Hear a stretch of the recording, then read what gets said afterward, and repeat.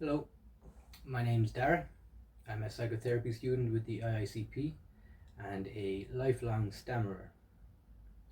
I'm aged 30 now, and I've been stammering since an early age, maybe 8 or 9, and I've been very interested in this topic since age 20. I hope to shed some light on the nature of stammering so I can hopefully help others. It can be a very confusing and mysterious speech impediment. From my perspective, there's two components of stammering. There's the muscular tension. If you observe someone with a stammering, you will observe some tension. Depending on the severity of the stuttering, it can be moderate tension or a complete blockage where the words do not come out at all. If muscular tension was the only component, the stutterer would consistently stammer in every speaking situation, like a lisp. But with stammering, it can be triggered on and off very quickly and in very many situations. So there's clearly a different component. From my point of view, from my perspective, I believe this component is a bioenergetic contraction. I learned this from reading Wilhelm Reich, a psychoanalyst. He was a student of Sigmund Freud. And the phrase "to get cold feet," we all understand what this means. We can get it before making a speaking presentation or doing something scary.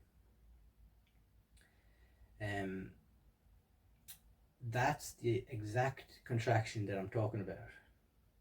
Everyone can get it, and everyone can feel very tense. But only 1% of the population can stammer. So there seems to be a genetic element. So I'll first discuss the contraction. It's a very ancient defensive contraction. Its purpose is to defend the organism. We can also get it when we're very cold. If you do the Christmas Day swim, you will get it, and if you have a proclivity to stammer, I guarantee you will be stammering afterwards. It doesn't matter if the contraction is triggered socially or from a cold environment.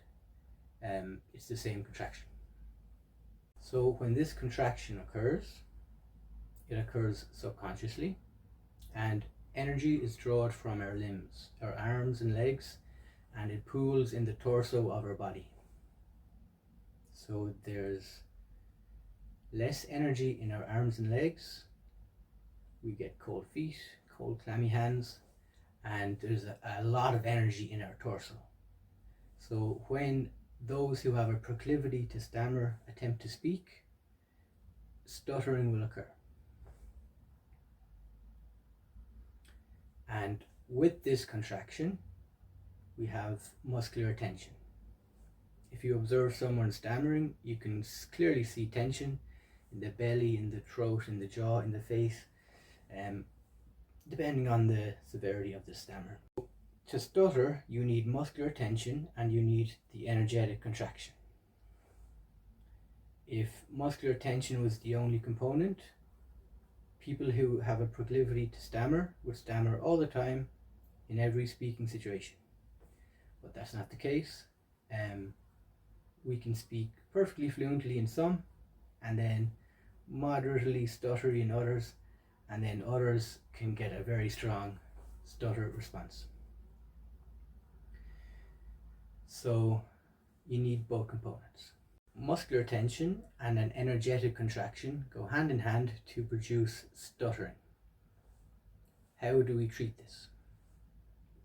Over the last few years, I've been very into humanistic philosophy, the likes of Ralph Waldo Emerson, Friedrich Nietzsche, Ayn Rand, more recently Carl Rogers, Joseph Campbell, people like that. That has helped me tremendously. Once you're on the path towards self-actualization, your confidence will improve, your self-esteem will improve, the defensive contractions will occur less often. That's basically it. Up until a few months ago, that's where my understanding ended. But I spent the last 3 months in Thailand, and I was determined not to be productive.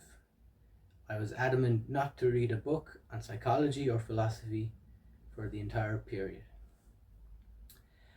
I got a lot of Thai massage. In Thailand, massage shops are very prevalent. It's an intrinsic part of their culture.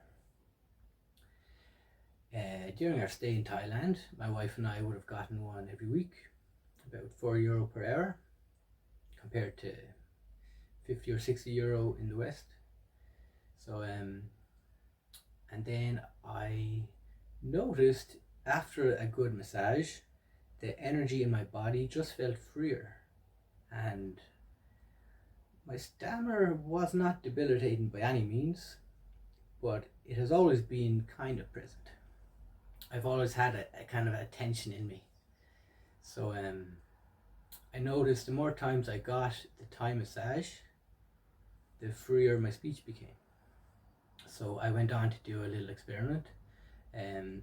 I did 10 hours of massage a week, 2 hours Monday to Friday, weekends off, and then I repeated that 4 times.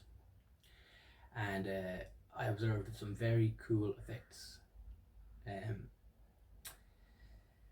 They seemed to just release a lot of my chronic muscular tension that had been built up since I was a child, age 8, let's say. And I'm now 30, so there's quite a bit of tension. After all of these massages, my ability to breathe greatly improved. And going back to the 2 components of stammering, muscular tension and energetic contraction, it really freed a lot of the tension away. And Thai massage originates from India, so it's a Buddhist massage. Teachers are taught to infuse the bodywork with loving kindness, and you can really feel it, and it's very soothing on the whole nervous system. So I believe that played a part in relaxing the contraction. I hope this video helped give you some insight into the nature of stammering from a biological perspective, namely the 2 components, the muscular tension and the energetic contraction. I'll make videos in the future doing my best to explain the other aspects. Until next time.